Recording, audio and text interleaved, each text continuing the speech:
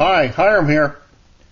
Lately I've had several people ask me if a crayon could be used as a fire starter and if I would show how I'd go about doing it if I was going to use one that way.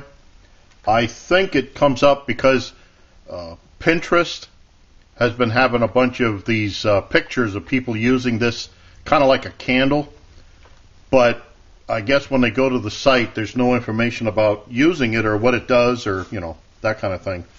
So I've had people asking me. I think crayons could be used. Now in this case this is a Crayola crayon. I'm not sure what it's made out of, but I guess it's some sort of wax material. They don't really give you any kind of information about what it is, but this is made close to my home. But one of the pros of using crayons as a fire starter is it's kind of a multi-purpose thing. It could be used as a marker, just write on things with it, and it could be used as a fire starter. It's pretty much a waterproof fire starter. Not much on this. I mean, your paper may get a little bit wet, but the wax and stuff around it just stays. And it's fairly cheap. This box, I think I paid it like $1.10 for it. You could get them even cheaper. Steal a couple of them from your kids. They'll never miss them. But as far as cons, the bad part about this, I don't think I'd want to put crayons in my pack if I was going to be doing a hike through the desert in the middle of the summer. These things melt right down. But other than that, I guess it'll work. Now what I'd do with this is I'd use the pointy end to stick into the ground just like so. Now what you're going to light is the paper on the outside, but you can see how, see if this will focus, you've got some here on the top, some extra sticking out. You really got to kind of get rid of that. So I'll just cut that off even with the paper. Should have thought of putting this in something. There we go. Just cut it even off there. Get rid of the extra. Like that.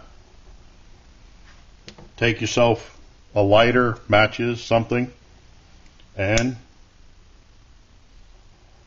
just light it. Now you want to light it off to the side because this is going to drip. You don't want it dripping right into your... And I may not have taken enough off the top of this. But once this gets down to the paper and you light the paper, just like that.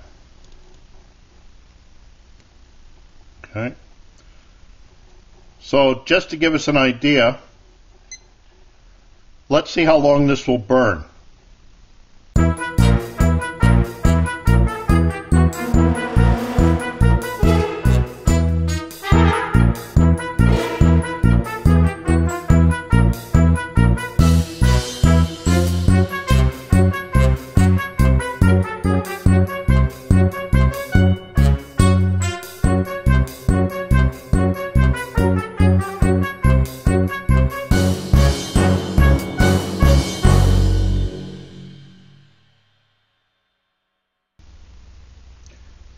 Okay, there we are at the 10-minute mark. We still have maybe 3/4 of an inch of the candle, of the crayon rather, to go yet. Looks like this would make a decent little candle. Not a long burning, but it would be something else to add into that multi-purpose stuff. I think what you'd want to do if you were going to use this as a fire starter though, is to maybe break this in half and use one piece at a time or multiple starters. The other thing that might be a problem, a con with this, is even though the box says this is non-toxic, let me turn the light on. Now, let me hold on to that. You can see, now this is really getting down to a small flame, but when it was large, it resists wind. So that's a good thing. But I wanted to put this out. See all this stuff that's left over? I'm not sure if that would be totally consumed in a fire, in your wood fire or whatever. But let's see, what does that look like? That's ash. It crumbles up. Maybe it is just carbon. So maybe that's not anything you have to worry about. Just whatever piece you have left over like this, put that back into your fire starting kit. You could cut that end off and just reuse that end. So I hope that helps the people that asked for this. It does look like crayons, the wax type crayons. Now there are colored pencils. That's a different story. I'm not really an artist kind of a guy, but I've seen colored pencils. They wouldn't be the same thing. I think you have to go with the wax crayons. But it looks like they'd work. So again, I hope this helps the people that asked for this. I thank you all for watching. I look forward to your input, questions, remarks, helpful suggestions. And as always, watch for my buddy Max. Bye now.